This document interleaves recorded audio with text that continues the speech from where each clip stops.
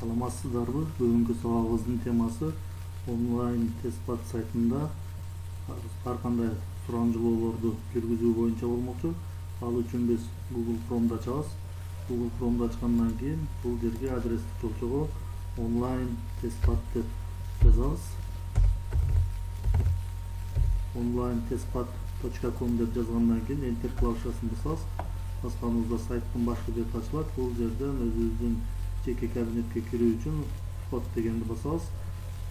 Бул жерге өзүбүздүн поштабызды жазабыз. Бул жерге паролубузду жазабыз. Андан кийин войти дегенди басабыз. Басканыбызда биздин өзүбүздүн сайт ачылат. Бул жерде жеке кабинетибиз ачылат. Бул жерде жеке кабинетке кирүү үчүн ушул жерди басабыз. Баскандан кийин биз бул жерден опросы дегенди тандайбыз. Сурамжылоо жүргүзүү үчүн опросы дегенди тандаганыбызда бизден ушундай болуп ачылат. Бул жерде жаңы опрос сурамжылоо жүргүзүү үчүн добавить дегенди басабыз. Бул жактан добавить дегенди басканыбызда введите название опроса деп чыгат. Бул жерде мисалы аталышын жазалы. Онлайн сабак даярдоо деп коелу.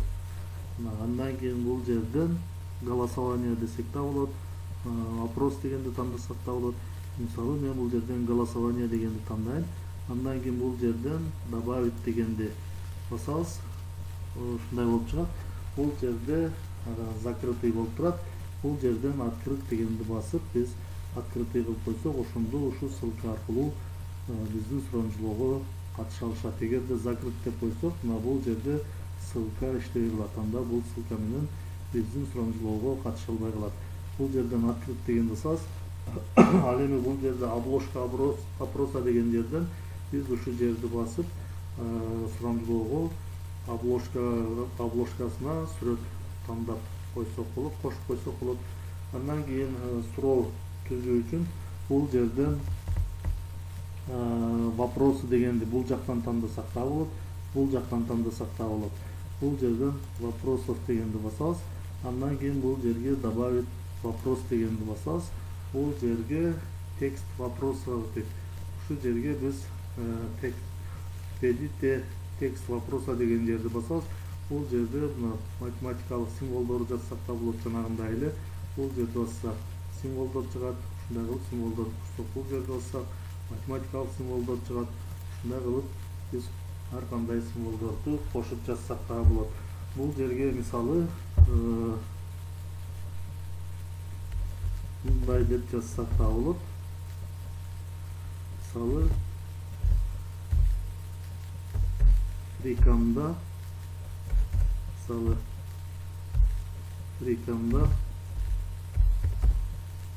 иштегенди билесизби деп туруп суроо койсок болот. Андан кийин бул жака вариант ответов деген жерге жоопторду жазабыз. Мисалы билбеймин. Андан кийин экинчи жоопко бир аз. Андан кийин добавить дегенди басып туруп дагы кошсок болот. Бул жерге жетиштүү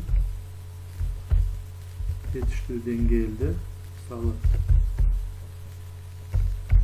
жетиштүү деңгээлде, андан кийин добавить деп туруп бул жака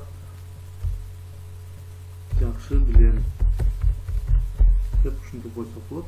Окуучуларга ушундай темалар боюнча сурамжылоо жүргүзүп койсок да болот. Андан кийин суроону жазып, жоопторун жазып болгондон кийин бул жерден сохранить дегенди басабыз. Бассак ушундай болуп сакталат. Андан кийин бул жерден приглашение дегенди басып туруп чакырсак да болот. Бул жерден эми окуучуларга же мугалимдерге ссылканы жөнөтүү үчүн опросы дегенди басабыз. Басканыбызда ушундай чыгат. Бул жерден онлайн сабак даярдоо дегенди басабыз дагы. Бул жерден ушул ссылканы мугалимдерге же окуучуларга жөнөтөбүз. Эгерде окуучулар ушу ссылка менен кире турган болсо төмөнкүдөй болуп чыгат. Ушул ссылканы басканда телефондон же компьютерден кирсе деле боло берет. Ушуну басканда төмөнкүдөй болуп ачылат. Азыр жүктөлүп атат. Бул жерде анонимный болуп, сиз бул жака өзүнүн фамилиясын жазып киргизгенге болбойт. Бул жерде мисалы жетиштүү деңгээлде билем деп жооп берсе, ушуну басат.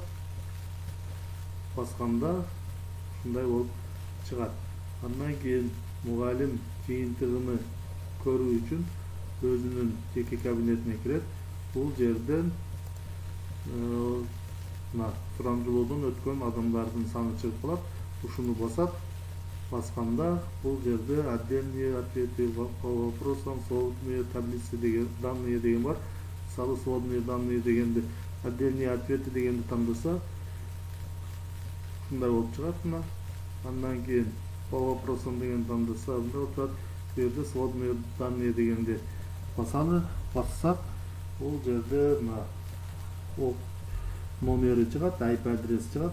Бул жерде сурамжылоодон өткөн колдонуучунун аты жөнү чыкпайт. Андан кийин бул жакта жетиштүү деңгээлде билимди.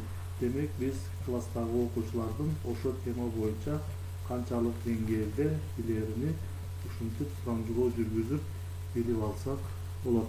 Бул жерде жыйынтыкты жөнөтүп койсок дагы болот. Мисалы окуучуларга жөнөтүү үчүн ушул жердеги ссылканы жөнөтүп койсок дагы болот.